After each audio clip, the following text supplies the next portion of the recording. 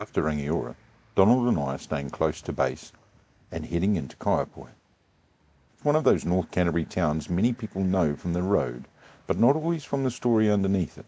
Today, we are following a few layers: the river, the railway, the old port, the civic centre, the parks, and the older story of Kaiapoi Pā.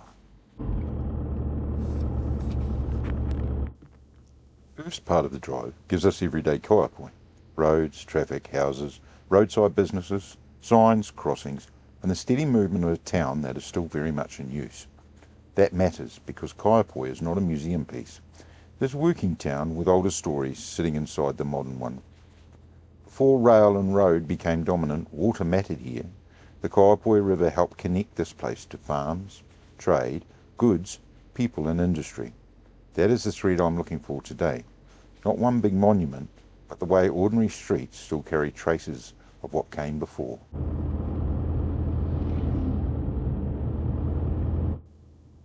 Coming into town, Kaiapoi feels practical. There are service businesses, shopping areas, parked cars, food stops, road signs, petrol stations, and all the ordinary things that make a town useful. Towns like this grew because they served people around them. Farmers, workers, travellers and families needed places to buy supplies, meet, work, worship, cross the river, send goods and carry on with daily life. Rangiora gave us a railway and service town story. Kaiapoi gives us a river town that became a road and rail town as transport changed.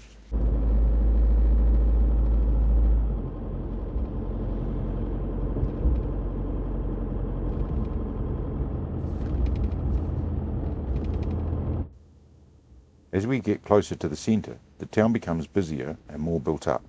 Shop fronts, older corners, newer buildings, crossings and traffic lights all sit together.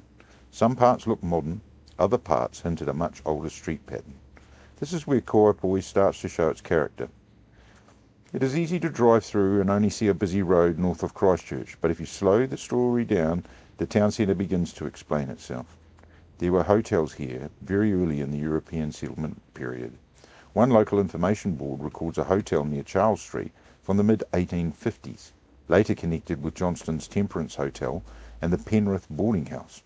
Later, public buildings, war memorials, churches, schools, shops, bridges and parks added more layers to the same town. So before we even reached the railway, Kaiapoi has already given us a good backroad story, a practical, small town with its past tucked into the streets rather than displayed all in one piece.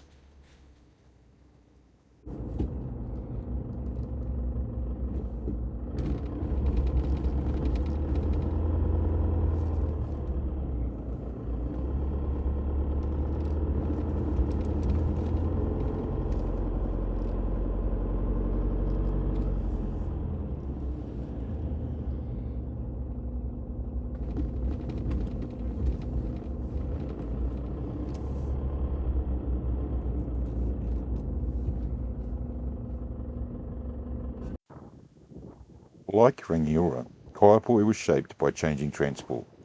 The river helped the town grow, but rail and road changed how goods and people moved.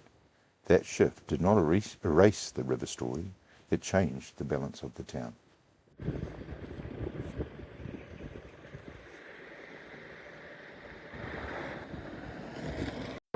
You ready?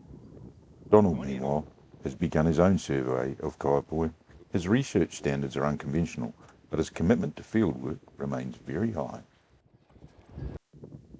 Here, the river comes back into the story. Once you stand beside it, Kaiapoi starts to make more sense. This was not just scenery, it was access, trade, movement and connection. The local signs record that the Kaiapoi River was formerly the north branch of the Waimakariri, and that the town was once a busy port with vessels travelling upstream as far as the woolen mills to load goods. This quiet river once helped give the town its reason for being. Donald is less concerned with river transport and more concerned with the immediate condition of the footpath. Still, he brings the episode back to road life. A bit of history, a bit of walking, and a dog who believes every town should be inspected at nose level.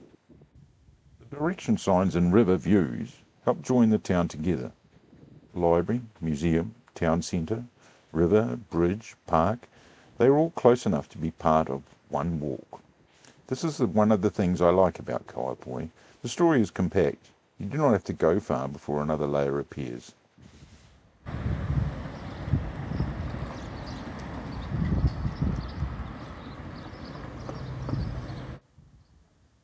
Back in the town centre, the public memory becomes more visible. The War Memorial Building and Clock Tower are part of that.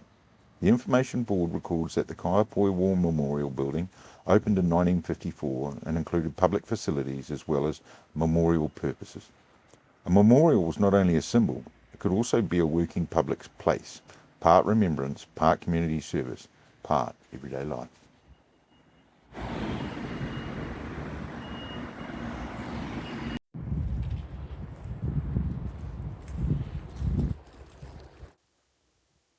Trousselot Park gives the episode some breathing space.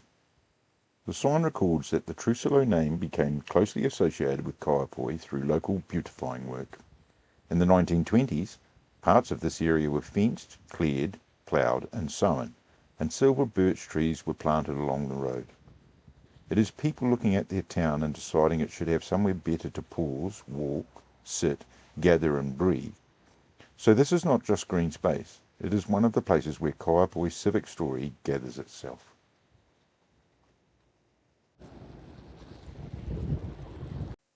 From here, the tone changes. Kaiapoi is not only a river port town, a railway town, or a practical North Canterbury service town. The name also carries a much older and more serious history. That part of the story belongs with Kaiapoi Pā, also known as Kaiapohia, and with Tahu history.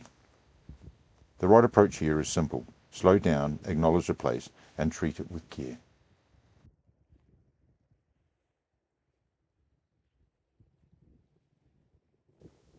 Some places should not be rushed. A sign, a memorial, a field, a path. These are enough to tell us that the modern town sits beside a much older landscape of memory. After that look at our past, Donald brings us back to the present in the way dogs usually do.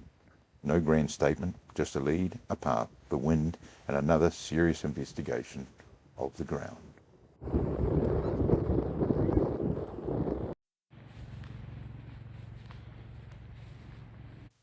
We have moved from the town streets to the railway to the river to the park and then to the older story of the Pā. But it also shows why Kaiapoi is worth stopping for. It is not one single story, it is several stories sitting close together.